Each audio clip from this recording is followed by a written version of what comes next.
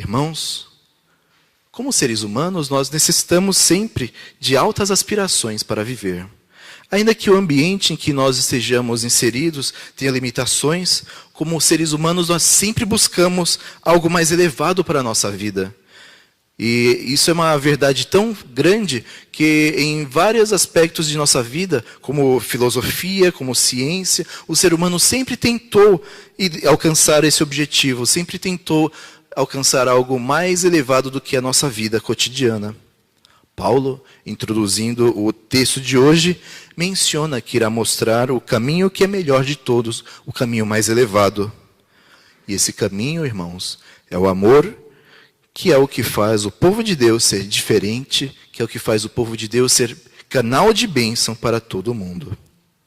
Agora, muito interessante, irmãos, a palavra que Paulo utiliza aqui para amor é uma palavra específica. Na língua grega haviam 4 palavras, 4 tipos de amor diferentes. E Paulo utiliza o amor ágape, para o amor que era praticamente desconhecido, quase não utilizado no mundo grego, no mundo em que o cristianismo estava nascendo. O mundo grego conhecia o amor eros, que era o amor desejoso, que obviamente, no caso de alguém como Platão, poderia significar algo até valoroso, algum nobre anseio, mas que não deixava de ser um amor desejoso, um amor que era voltado para si próprio. Também havia o amor storgê, que era o amor entre família. Também havia o amor filéu, que é o amor entre amigos, o amor filial, mas não era nenhum desses amores que o apóstolo Paulo estava falando. Ele se referia ao amor ágape. E esse cristianismo que estava nascendo no século I se apropriou desse conceito, que designa essa experiência maravilhosa que tivera a partir de Deus em Cristo. Um amor que não quer nada, um amor que entrega, sacrifica tudo. Não quer nada para si, mas se sacrifica de tal maneira a ponto de alcançar pessoas indignas, culpados, inimigos.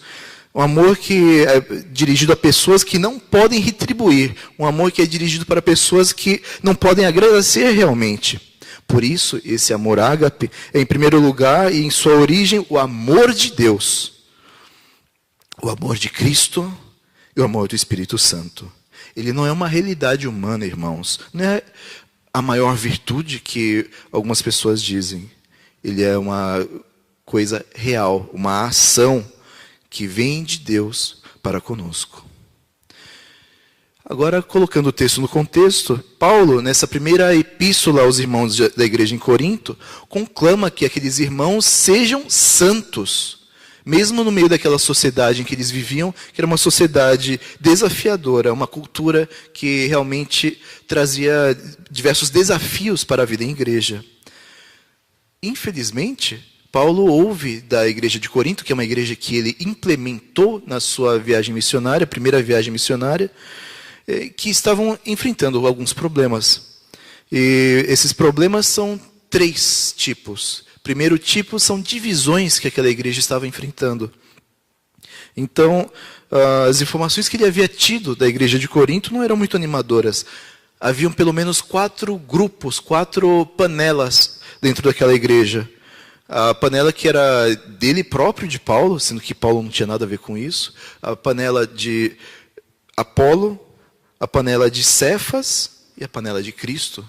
Esses talvez fossem os mais complicados, que diziam, nós não obedecemos os ensinamentos de ninguém, obedecemos apenas a Cristo.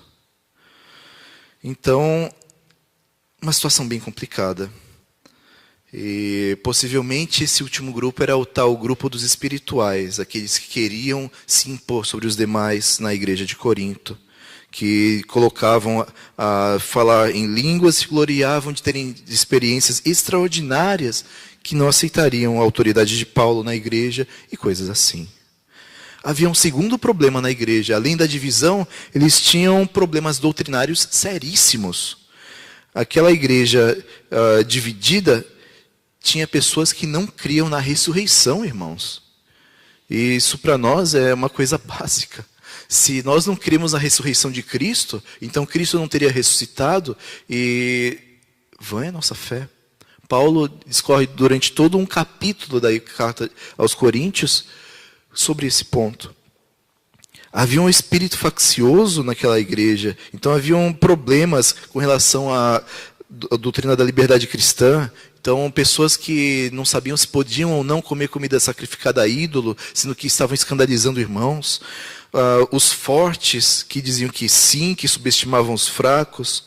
Havia problemas sérios com relação ao casamento. Eles não sabiam se deveriam casar ou não, se viúvas deveriam casar novamente ou não, o que era o mais espiritual. E havia também sérios problemas no culto. Esses espirituais falavam em línguas sem interpretação nenhuma e dessa maneira não edificavam a sua igreja. Os profetas falavam, mas não havia ordem em que falassem. Então, falavam todos ao mesmo tempo, sem nenhuma ordem, de maneira que pessoas de fora da igreja entravam e pensavam que estavam loucos. Mulheres estavam querendo tirar qualquer sinal de que havia uma diferença clara entre os ofícios de homem e mulher dentro da ordem da criação de Deus. Na hora da Santa Ceia, havia gente que vinha e comia muito, se embriagava, e pessoas que não conseguiam acesso à ceia. Então era uma bagunça geral naquela igreja. E ainda assim, eles se vangloriavam de que eram espirituais, de que eram uma igreja forte, pujante, em que o Espírito Santo estava agindo. Então, haviam graves problemas doutrinários lá. E, por fim, o terceiro problema que havia um sério problema moral.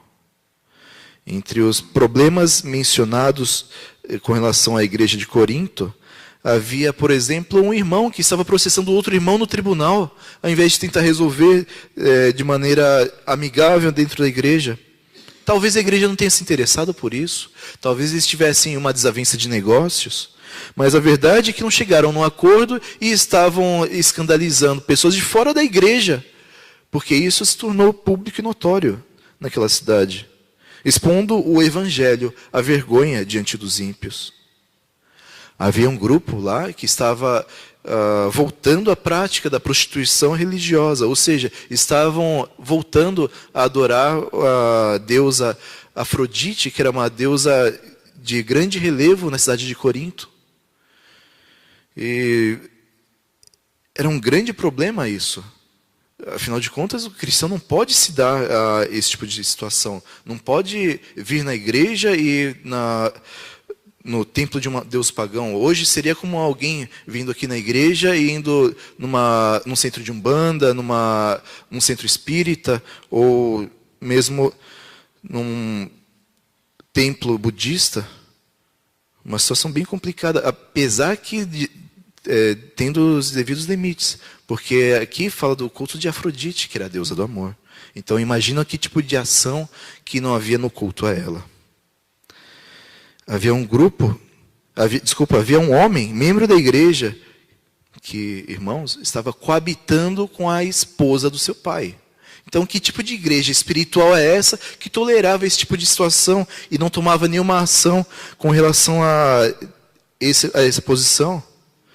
Então, uma igreja bem complicada. E, no entanto, Paulo, com todo amor, ele se dirige a essa igreja, coloca na primeira carta aos Coríntios as suas orientações. Ele é duro em certa parte, mas ele vai amoldando a sua mensagem para que tocasse aqueles irmãos e eles voltassem à verdade do Evangelho. E agora é interessante, o capítulo que nós estamos meditando hoje vem justamente no contexto dos dons espirituais. Então, haviam esses irmãos que estavam realmente se vangloriando de serem dotados de uma espiritualidade gigantesca, de maneira que eles falavam em línguas, que eram tocados pelo Espírito Santo. Mas a igreja, com todos esses problemas, era a mesma igreja em que o Espírito Santo estava agindo de maneira extraordinária? Essa é a grande pergunta que nós devemos nos fazer. E interessante que Paulo, quando trata com relação a essas manifestações do Espírito, ele fala para os irmãos que, vocês podem estar com o Espírito agindo, Paulo não nega ou não contesta de que esse falar em línguas possa vir do Espírito Santo. Paulo é muito cuidadoso com relação a isso. E esse é um ponto que nós também devemos ter cuidado, irmãos, de não menosprezarmos a ação de Deus. Ele pode agir da maneira como Ele quer. E temos que tomar muito cuidado para não atribuir a Satanás as obras de Deus, as obras do Espírito Santo. No entanto, o que Paulo fala é que os irmãos estão perdendo de vista algo que é essencial. Então, independente do que acontecia na igreja, ele fala, irmãos, vocês precisam ter atenção a um caminho mais elevado do que esse que vocês estão andando. Daí ele começa a discorrer sobre o amor. Então, o capítulo 13, o capítulo que nós estamos meditando hoje, é toda uma digressão do discurso de Paulo com relação aos dons espirituais, no capítulo 12, e depois o que ele vai orientar a igreja a fazer, no capítulo 14. E tudo isso se baseia no amor. Então, obviamente, esse é um capítulo, o capítulo 13, muito amado pela cristandade, conhecido como o capítulo do amor, que é justamente o texto que dá o apelido da primeira carta aos Coríntios, que é a carta do amor. É um texto bem querido dos cristãos. No entanto, é talvez um dos textos mais abusados, usado frequentemente como texto para casamentos, como texto para bodas de prata, bodas de ouro, celebrando essa beleza do amor. E, no entanto, Paulo não fala do amor como um sentimento. Paulo não fala do amor como um bem-querer entre duas pessoas. Paulo fala do amor como o amor de Deus que age em nossas vidas. E esse amor que se revelou para nós pelo nosso Senhor Jesus, que entregou sua vida em nosso lugar. Então, temos aqui dois destaques que temos que fazer antes de entrar no texto propriamente dito. Essa natureza lírica da linguagem que é utilizada no capítulo 13, nós facilmente podemos esquecer que tipo de amor ele está falando. Então temos que tomar bastante cuidado. Não é um sentimento que Paulo trata, não é um bem-querer. Ele fala sobre o amor que foi expresso pelo nosso Senhor Jesus Cristo. Tá? Não é uma ideia, não é um motivo de um fator motivacional para o comportamento. É comportamento, é ação. Amar é agir. E qualquer coisa que não leve à ação não é amor. Em segundo lugar, ele não coloca para os irmãos que é ou amor ou dons. É preciso que a gente tenha isso bem claro. Ele não está falando, irmãos, esqueçam os dons espirituais, foquem no amor. Não é isso. O amor é uma categoria totalmente diferente. O que Paulo fala é que o motivo primário para fazermos o que quer que seja na igreja, inclusive dons, e aqui quando fala de dons, não só o dom de língua, mas o dom de pregar, o dom de ensinar, o dom de ofertar, o dom de servir, o dom de estar acolhendo os irmãos. Qualquer tipo de ação na igreja tem que ter por trás o amor. O amor tem que ser a motivação pelo qual nós buscamos capacitação de nosso Deus para servirmos na igreja. E, de fato, na perspectiva de Paulo, o amor é o ingrediente essencial que parecia estar faltando aos irmãos de Corinto. Então, ele começa esse capítulo falando sobre a necessidade do amor. Irmãos, justamente nesse sentido que ele fala, Paulo, que o amor é o caminho mais excelente para a igreja, que esse é o pré-requisito para qualquer ação da igreja, ou qualquer manifestação carismática do Espírito Santo, ou qualquer conhecimento, cura, ação social, e até mesmo a entrega do nosso próprio corpo para o nosso Senhor Jesus. E essas frases dos versículos 1 a 3 estão todas no condicional, ou seja, ele coloca um exagero de um lado para que possamos entender a importância do outro. E ele coloca a si mesmo como um exemplo negativo. Ele não está dizendo que ele fala, mas ele coloca para os irmãos: ainda que eu fale as línguas dos homens, a língua dos anjos, se eu não tiver amor, serei como o bronze que soa, ou como o símbolo que retine. Então ele fala, irmãos, vejam que eu, Paulo, sou cidadão romano, mas nascido em Jerusalém, então falo pelo menos aramaico, hebraico, latim e grego. Então uma pessoa instruída. Mas mesmo que eu não falasse apenas isso, mesmo que Deus me desse o conhecer do mistério e falar línguas dos anjos, como os rabinos da Cabala colocavam, que havia uma língua especial dos anjos, mesmo que falasse isso, sem amor isso aí não serve nada. Sem amor é como se eu estivesse falando ruído, saindo da minha boca barulho. Pior, os instrumentos musicais que ele faz comparação aqui, o bronze que soa, o símbolo que retine, não temos certeza hoje de quais instrumentos ele se referia. Talvez fosse um instrumento como um gongo, que conhecemos de templos orientais. O que sabemos é que havia um certo tipo de símbolo que era utilizado nos templos pagãos, nos templos gregos, que era tocado quando ia iniciar o culto àquela divindade. Então eles tocavam e falavam: acorda, Deus, acorda, para que o Senhor ouça a nossa súplica, para que o Senhor receba o nosso culto. Então não sabemos se era essa a intenção de Paulo, mas talvez ele esteja comparando o culto que ele via em Corinto, ou que ele ouviu falar em Corinto, a um culto pagão. Que o que eles estavam fazendo lá não tinha diferença nenhuma com relação a que pessoas que iam no culto da deusa Afrodite estavam fazendo. Não temos certeza se era essa a intenção dele, mas que estava muito próximo disso, estava. Porque pessoas falando de maneira incompreensível é mero ruído, mera distração. No versículo 2 ele continua esse recurso retórico. Ainda que houvesse um profeta que conhecesse todo o mistério, toda a ciência de Deus. E sabemos muito bem que o ministério profético não é assim. Deus se revelava aos profetas através de sonhos, através de visões, tirando, claro, o Moisés, a quem ele falava face a face. Mas a visão dos profetas não era clara. Eles tinham que interpretar, pedir iluminação a Deus daquilo que eles haviam tido como revelação para levar a palavra de Deus de maneira fiel. Porque eram visões ou sonhos.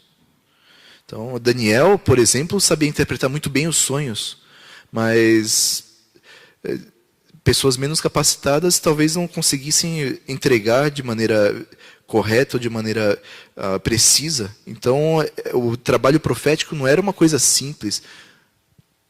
Havia todo um preparo para isso. Mas digamos que um profeta fosse levado até o Santo dos Santos nos céus e ouvisse Deus planejando com seus anjos o que haveria de fazer, de maneira clara. Mesmo isso, se ele tivesse esse tipo de revelação, sem amor, isso não teria relevância alguma. Mesmo que alguém tivesse uma fé tremenda a ponto de fazer terraplanagem com a sua oração, e é interessante que na Bíblia a gente não vê nenhum caso em que aconteceu isso, mas digamos que houvesse uma pessoa assim, né? Tem aquele velho ditado: se Maomé não vai à montanha, a montanha vai a Maomé, que é terrível, porque Maomé nem cristão é, mas enfim. Mas digamos que um cristão tivesse uma fé capaz de realizar milagres inacreditáveis. Sem amor, essa pessoa não seria nada. No versículo 3, Paulo continua, ele menciona obras sociais e o próprio martírio. Ele fala: e ainda que eu distribua todos os meus bens entre os pobres, e essa é uma coisa possível. A questão da fé, a Bíblia nunca mostrou alguém que pudesse ter feito uma terraplanagem com a sua oração, mas entregar todos os bens para os pobres, isso é uma coisa que podemos realizar. O jovem rico não quis. Jesus falou para ele: você tem esse ídolo no seu coração, os seus bens, dá tudo para os pobres, consegue um galardão no céu e vem e segue-me. Ele não quis, e ficou com receio. Mas mesmo que nós fizéssemos isso, irmãos, se não tivéssemos amor, não teríamos ganho algum. e o próprio sacrifício. Mesmo que alguém decida entregar a si próprio, sem amor, nada se aproveita. E alguém pode se perguntar, mas como assim entregar a si próprio e não aproveitar nada? Irmãos, vejamos as seitas que existem por aí. As pessoas muitas vezes entregam tudo que elas têm para o seu líder de seita, chegando até o ponto de algumas seitas fazerem suicídio coletivo. As pessoas, não, agora vai acontecer o grande movimento que estávamos esperando, vamos agora encerrar essa vida carnal e entraremos no nosso mistério. E vimos vários casos ao longo da história, em que as pessoas simplesmente davam suas vidas, mas se não era, primeiro, para Deus, segundo, se não havia amor, perdia a vida para nada. Então nós vemos aqui que o amor é a marca primordial do cristão. Sem amor, qualquer forma de cristianismo precisa ser questionada, irmãos. E esse é um ponto que nós temos que meditar em nossa igreja. O quanto temos demonstrado amor pelo que nós fazemos. Nós amamos o nosso culto. Aqui, eu agradeço muito aos irmãos que estão aqui num domingo à noite, buscando a palavra de Deus. Eu sei que não é fácil com a preparação para a semana. Temos o culto de manhã justamente para os irmãos que preferem resolver de uma vez. Mas agradeço muito aos irmãos que cultuam de manhã e à noite, buscando edificação na sua vida da palavra. Então, nós amamos o culto que entregamos a Deus. Nós amamos nossos irmãos que estão compartilhando conosco essa jornada na fé. Nós amamos os nossos visitantes, a ponto de não deixar ninguém aqui na igreja sozinho, porque não conhece ninguém na igreja. Temos que nos questionar, irmãos. Como que nós temos visto nossa própria espiritualidade? Nós estamos nos orgulhando daquilo que nós conquistamos? Nós nos julgamos espirituais? Com base em quê? Os irmãos de Corinto se julgavam altamente espirituais e veja que problemas existiam na igreja. Então, nós temos que examinar com cuidado como está a nossa vida. E Paulo deixa bem claro isso. O que você prega, o que você evangeliza, não importa. Quantos dons você tem, não faz a menor diferença. O tipo de dom que você possui é irrelevante. A sua grandeza aparente não tem nenhum valor. O poder que você exerce sobre as pessoas não vale nada. Nada aproveita para Deus se não estivermos decididos a amar o nosso próximo como Deus amou a nós. Se nós não decidirmos fazer algo de bom para o nosso próximo, mesmo que ele seja o nosso inimigo, certamente não estamos amando com o amor de Deus. E Paulo segue a sua exposição do amor, falando agora sobre o caráter do amor. Então, ele descreve que amor é esse que ele está tratando. Ele trata de emoção, de pessoas amorosas, carinhosas. Como nós já mencionamos aqui, irmãos, a Bíblia trata do amor como ação. E por quê? Porque o amor não é algo abstrato, o amor não é algo sentimental quando a Bíblia fala de amor. O amor é uma decisão de agir em benefício de outrem. O amor é descrito em termos do que o amor é, do que o amor não faz e do que o amor faz. Então, vejamos aqui como ele descreve o amor. E apenas um último adendo. Ele fala do amor como uma pessoa. Terminaremos essa sessão e meditaremos um pouquinho sobre como assim amor como pessoa. Começa no versículo 4, o amor é benigno. Então, veja como ele coloca essas características do amor como contraponto ao que estava acontecendo na igreja em Corinto. Haviam irmãos processando irmãos lá. Que amor benigno é esse que eles tinham? O amor é paciente. Mas haviam irmãos que estavam em desavenças uns com os outros. Então não tinham paciência nenhuma para ouvir, paciência nenhuma para escutar e chegar à paz entre eles. O amor não age em ciúmes.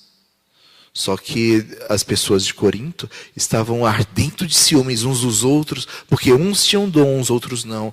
Uns tinham capacitação, outros não. Uns apareciam mais na igreja, outros ficavam lá no seu cantinho. O amor não se ufana. Só que aquela igreja contava vantagem de ser uma igreja espiritual. Então, vejam como cada ponto do amor que Paulo descreve vai contra a igreja de Corinto. O amor não se ensoberbece, só que haviam irmãos com o coração endurecido naquela igreja. Então, uma situação bem complicada. O amor não se conduz inconvenientemente, mas haviam pessoas dentro da igreja agindo de maneira imoral. Então, podiam agir com qualquer tipo de sentimento, com qualquer tipo de ação, mas não era amor. O amor não procura os seus interesses.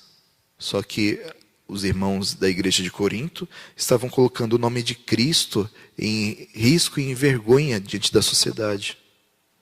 O amor não se exaspera. Só que algumas pessoas simplesmente colocavam, não, mas eu sou assim, eu falo na cara.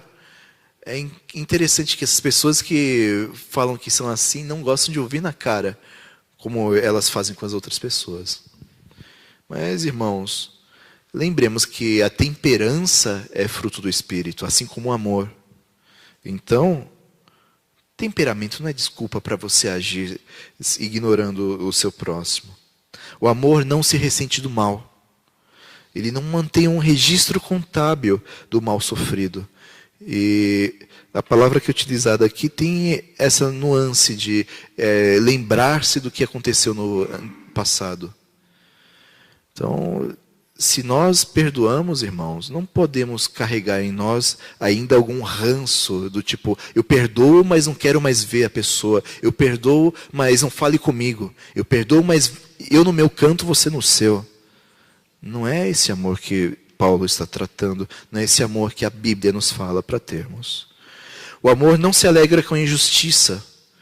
E não é uma questão de não julgar, mas sim de se entristecer com o erro. Se você ama, você confronta a injustiça. Então, não é cruzarmos os braços e fazermos de conta que não vemos o problema. Amar é se importar, é se entristecer se algum irmão está em pecado, é se entristecer se algum irmão está sendo lesado. E é avisar que isso não está correto.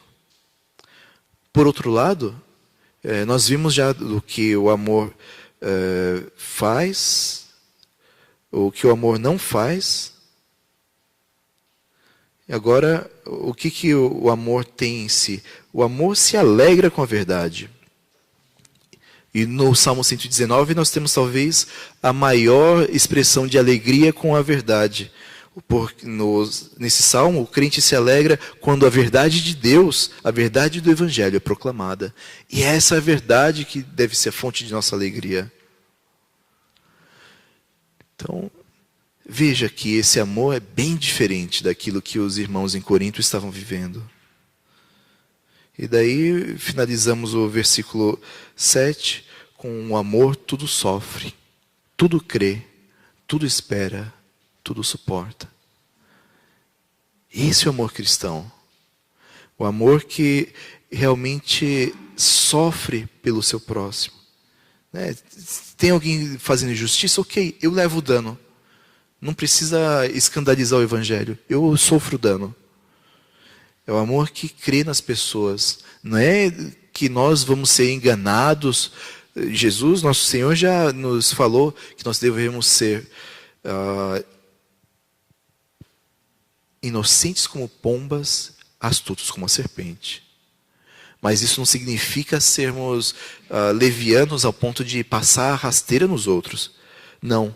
Nós, acima de tudo, cremos que aquele que compartilha a fé conosco, aquele que está na igreja conosco, é tão apegado à verdade quanto nós. Então, nosso primeiro ímpeto é de crer no nosso irmão.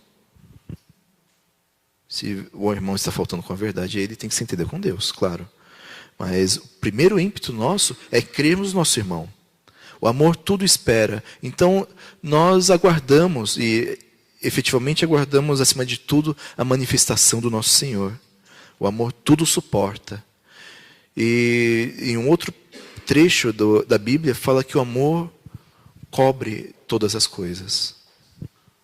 Então, saibamos, irmãos, aqui amor não é sentimento, não é química entre pessoas. Você conhece que uma pessoa ama não porque ela faz umas coisas ou deixa de fazer outras coisas, mas sim por aquilo que ela demonstra. É isso que vai fazer a igreja ser uma igreja espiritual. Uma pessoa que se abstém de certas coisas porque ama os outros. Uma pessoa que não quer se mostrar porque ama o seu próximo. Esse amor de Deus que Ele derrama em nosso coração. Falamos sobre o amor como pessoa. Agora façamos a leitura de novo desses versículos, irmãos, mas de uma maneira diferente. Quem que é a maior expressão desse amor, senão o nosso Senhor Jesus? E no capítulo 13 de 1 Coríntios, é um texto curioso, porque é o único capítulo dessa epístola de Paulo que não aparece o Senhor Jesus. Pelo menos não de maneira expressa. Agora, alguns teólogos colocaram que o Senhor Jesus aparece aqui. E é esse amor que ele descreve, é o próprio Jesus. Façamos a leitura desses versículos de novo, irmãos, mas trocando amor por Jesus. Então, versículo 4, por favor. Jesus é paciente, é benigno, Jesus não arde em ciúmes, não se ufana, não se ensoberbece, não se conduz inconvenientemente, não procura os seus interesses, não se exaspera, não se ressente do mal. Não se alegra com a injustiça, mas regozija-se com a verdade. Jesus tudo sofre, tudo crê, tudo espera, tudo suporta. Vejam como o nosso Senhor Jesus é maravilhoso. Ele se revela de maneira perfeita e completa como o amor de Deus. E lembremos, irmãos, se Deus é amor, nosso Senhor Jesus é amor. E, acima de tudo, o amor que se revela para nós com a sua morte na cruz e sua ressurreição ao terceiro dia. O amor que nos livra do jugo do pecado. O amor que nos liga novamente com o Senhor Deus.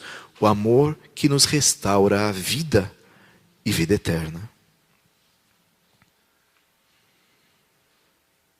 E é esse amor que nosso Senhor Jesus nos revela que é perfeito e que permanece. E esse é o nosso terceiro ponto. Então, tivemos o primeiro ponto com relação à necessidade do amor. O segundo ponto com relação ao caráter do amor. E agora nós veremos a permanência e a perfeição do amor. Paulo coloca que o amor permanecerá para sempre, mesmo em comparação com virtudes cristãs, como fé e esperança. Então vejamos o versículo 8.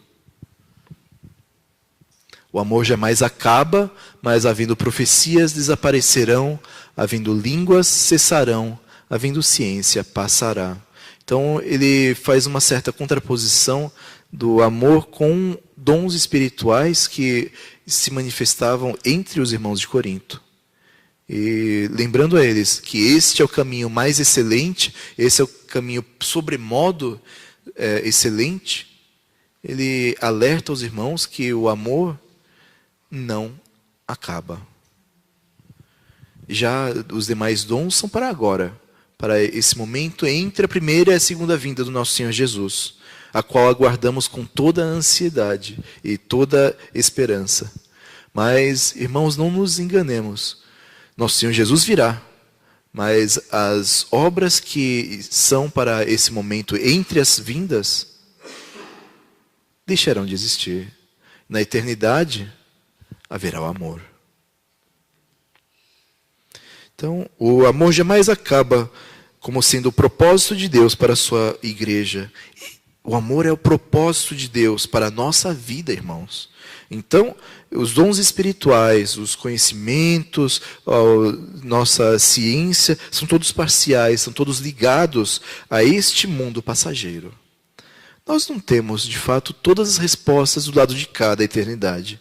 Embora a Bíblia seja suficiente para nos esclarecer e nos revelar sobre o plano de salvação de Deus. Agora, no entanto, a gente não pode simplesmente falar, eu vou ficar só com a minha Bíblia, vou entender tudo de acordo com a iluminação do Espírito Santo, não quero saber de igreja, não quero saber de pregação, não quero saber de teólogos, vou buscar a verdade como Deus revela. A gente não pode ser ingênuo, irmãos, e ignorarmos 2000 anos de história da igreja. Não podemos querer buscar a iluminação do Espírito Santo e ignorarmos essa mesma iluminação que ele deu a irmãos e irmãs que nos antecederam na fé durante todo esse tempo de história da igreja. Lógico, virá o tempo em que o perfeito estará no meio de nós e o parcial será aniquilado. O perfeito aqui só pode se referir à segunda vinda do nosso Senhor Jesus. E como segunda vinda, esse mundo que conhecemos deixará de existir. Esse mundo que conhecemos será totalmente refeito. Como é revelado nos textos proféticos, será a redenção da criação, a recriação da existência. Podemos comparar aqui como uma construção que tem andaimes. Enquanto o prédio está sendo erguido, os andaimes estão ao redor. Os pedreiros sobem e descem, levando os materiais, e de maneira que o prédio vai crescendo, vai sendo erigido mais e mais. Quando o prédio está acabado, não existe mais espaço para andaime, eles são retirados. Da mesma maneira, dons como profecias, línguas, ciência, tudo isso é para o tempo de agora. Quando o Senhor Jesus se manifestar em sua segunda vinda, não haverá necessidade disso. E, no entanto, o amor permanecerá. Paulo usa duas ilustrações aqui sobre como essas coisas são passageiras. A primeira, coisas de menino, com relação a coisas de homem. E essa é bem fácil para a gente entender. O meu filho, o Davi, ele gosta bastante esses dias de brincar com heróis, com os seus carrinhos Hot Wheels. Eu lembro quando eu tinha a idade dele, um pouco mais velho, e tinha minha própria coleção de carrinhos. Minha mãe vivia brincando comigo, provocando, você gosta muito de desmontar os carrinhos e depois não monta de novo, deixava tudo desmontado. Tinha preguiça, na verdade. Mas essa é uma coisa de criança, né? Eu gostava de ver como as coisas funcionavam por dentro. Daí depois que desmontava, deixava lá. Hoje em dia eu não faço mais isso. Né? Minha esposa agradece veementemente. Mas essa é a diferença. Criança faz coisas de criança. Quando nós crescemos, o natural, algumas pessoas não fazem isso, mas o natural é que deixemos as coisas de criança. Carrinhos, videogame, a gente deixa para os nossos filhos, né? Melhor. A outra comparação que ele faz é com o espelho. E aqui, irmãos, cabe uma pequena explicação. O espelho da época do apóstolo Paulo é diferente do espelho nosso. O espelho como temos hoje, na verdade, é uma invenção relativamente recente, de 2 séculos atrás.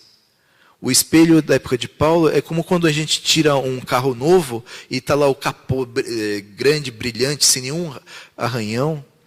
A impressão que dá é que assim que a gente pega carro, os gatos da vizinhança já sabem todos e vão lá para fazer os arranhões e riscos. Mas enfim, o espelho da época de Paulo é como quando a gente se olha no capô do carro novo e vê o nosso reflexo.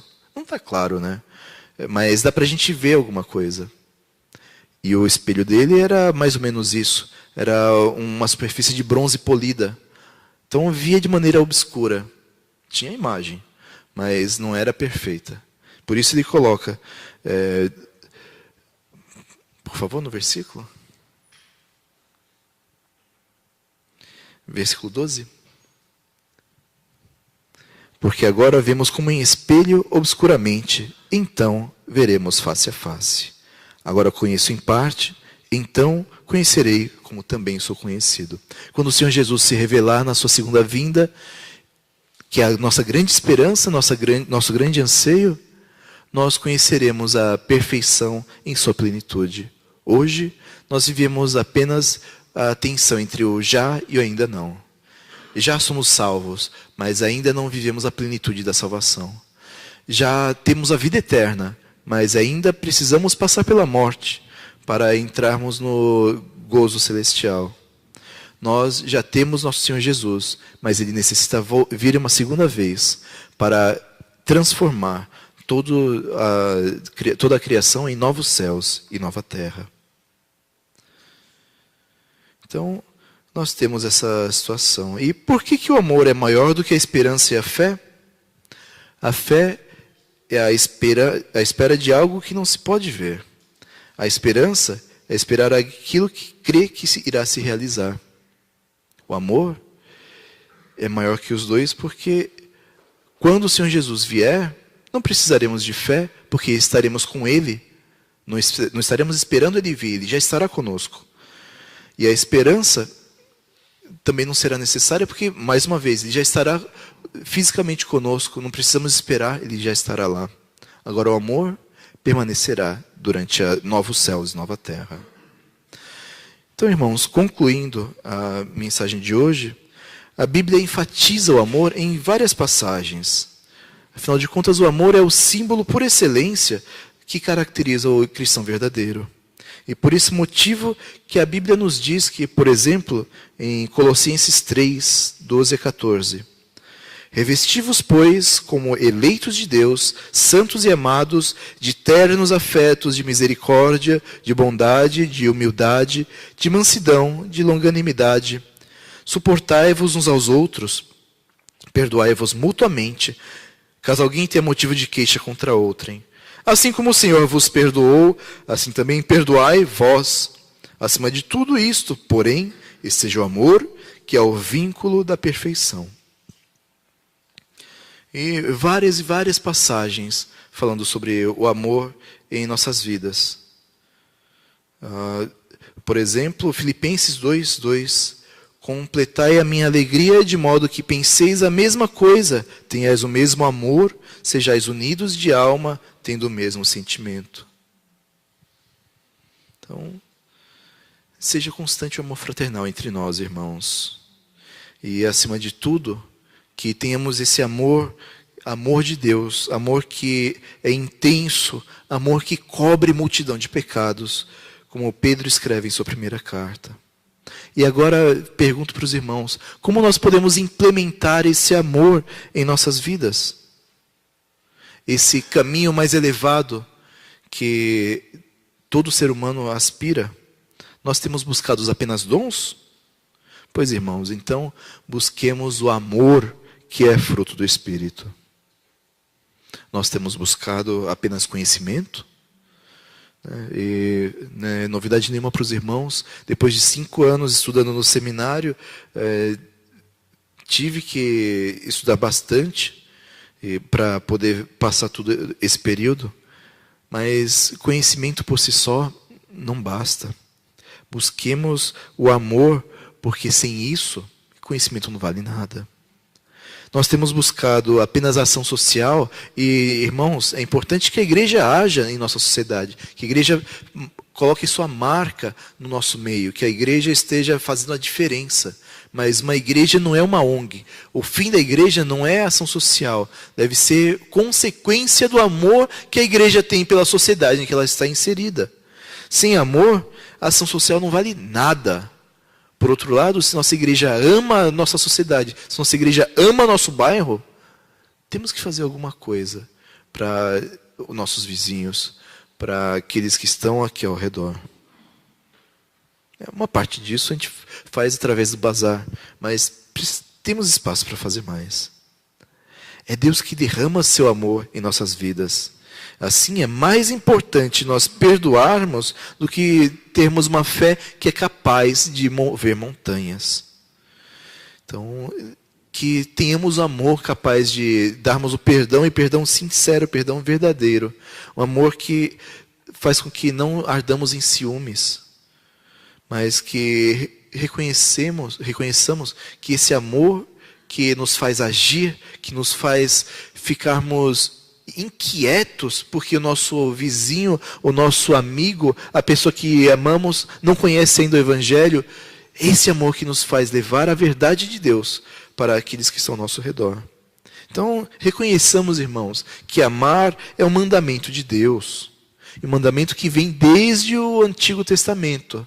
Amai a Deus acima de todas as coisas, amai ao próximo como a ti mesmo. Nosso Senhor Jesus, quando falou que estes eram o maior mandamento, citava o Pentateuco, citava Moisés.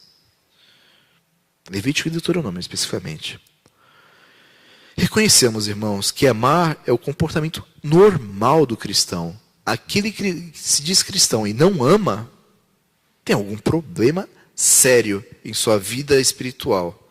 Precisa realmente rever onde que está faltando prática espiritual e reconhecer que necessita de um quebrantamento em sua vida.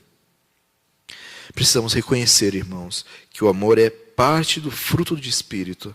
Então, vejamos em Gálatas 5, 22 e 23, o fruto do Espírito.